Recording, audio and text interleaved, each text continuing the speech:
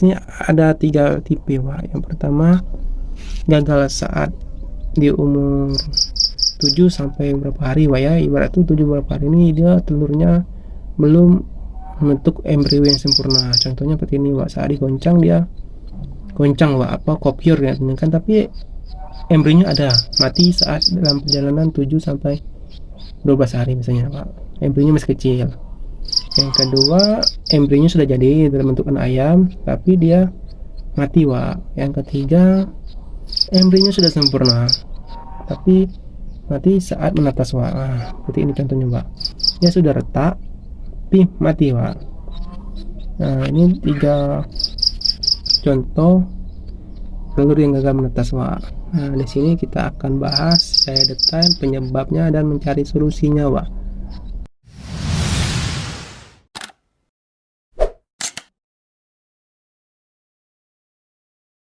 Halo, assalamualaikum warahmatullahi wabarakatuh. Kembali lagi bareng kita channel berbagi pengalaman seputar peternakan ayam kampung. Di video kali ini kita akan berbagi atau membahas tentang penyebab telur gagal menetas, Wak. Di depan Wak ini adalah contoh telur yang gagal menetas, Wak. Contoh gagal telur menetasnya ada 3 tipe, Wak. Yang pertama, gagal saat di umur 7 sampai berapa hari, Wak ya. Ibarat tuh 7 berapa hari ini dia telurnya belum membentuk embrio yang sempurna. Contohnya seperti ini, Pak. Saat digoncang dia goncang, Pak, kopior ya, kan, tapi embrionya ada, mati saat dalam perjalanan 7 sampai 12 hari misalnya, Pak. Embrionya masih kecil. Yang kedua, embrionya sudah jadi dalam bentukan ayam, tapi dia mati, Pak. Yang ketiga, embrionya sudah sempurna, tapi mati saat menetas, Pak. Nah, seperti ini contohnya, Pak. Dia sudah retak, tapi mati, Pak. Nah, ini 3 contoh telur yang gagal menetas, Pak. Nah, di sini kita akan bahas saya detail penyebabnya dan mencari solusinya, Pak. Nah, semoga bermanfaat dan simak baik-baik, Pak ya. Yang pertama, faktor yang mempengaruhi telur gagal menetas ini ialah yang pertama itu pakan, Pak. Yang kedua, indukan. Yang ketiga, mesin tetas. Yang keempat, cara penanganan telur sebelum masuk mesin penetas. Yang kita bahas yang pertama ialah pakan, Wak. Pakan yang berkualitas akan menghasilkan DOC yang berkualitas pula. Pakan yang kurang berkualitas atau pakan yang berikan asal, kan, nutrisinya tidak dihitung, nutrisinya tidak mencukupi, atau asal memberikan pakan asal dia bertelur itu telur aja, pasti DOC yang dihasilkan tidak akan sempurna. Nah, itu yang membuat juga bisa gagal menetas, Wak. Karena faktor pakan juga berpengaruh terhadap kualitas telur yang dihasilkan, Wak.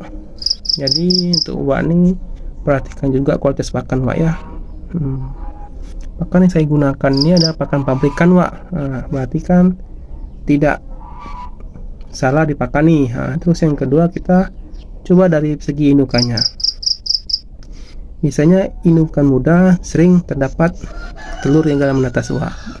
Karena indukan muda belum organ produksinya belum sempurna atau belum matang dalam menciptakan suatu telur yang berkualitas, Wak. Jadi tidak dianjurkan untuk ditetaskan. Biasanya telur ayam atau indukan ayam yang layak ditetaskan itu di usia 7 bulan lebih, Wak. Nah, dimana organ produksinya sudah lancar, sudah bagus, sudah sempurna. Jadi yang dihasilkan pun telur yang berkualitas. Telur berkualitas pun akan menghasilkan DOC yang berkualitas pula. Nah, dari situlah kita harus mempunyai indukan 7 bulan ke atas baru layak untuk ditetaskan. Kalau di bawah itu tidak rekomendasi, Pak, kalau bagi saya. Nah, kalau menurut saya yang nomor 2 ini indukan saya sudah tua, mungkin tidak nomor 2. Yang ketiga coba kita cari tahu tentang mesin tetas, Pak. Yang ketiga tadi mesin tetas juga berpengaruh terhadap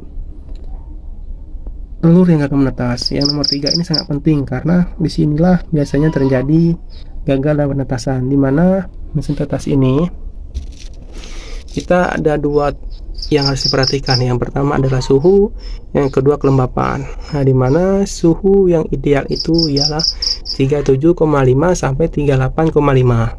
Nah, kalau di sini jangan ditengok, Pak.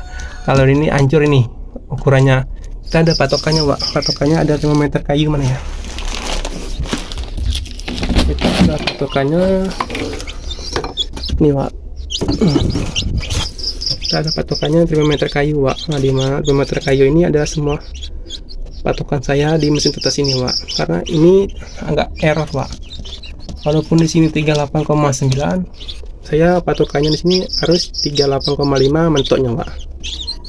Nah, ini patokan saya di sini. Nah, tadi kan suhu nih yang pertama kan, yang kedua kelembapan.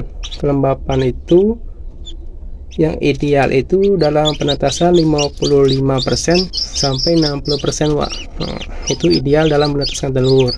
Kalau lebih itu takutnya tinggi kelembapan, ayam itu akan mati tenggelam oleh kelembapan itu Wak. Dimana telur ini 70% mengandung air Wak, jadi tidak usah terlalu tinggi dalam kelembapan.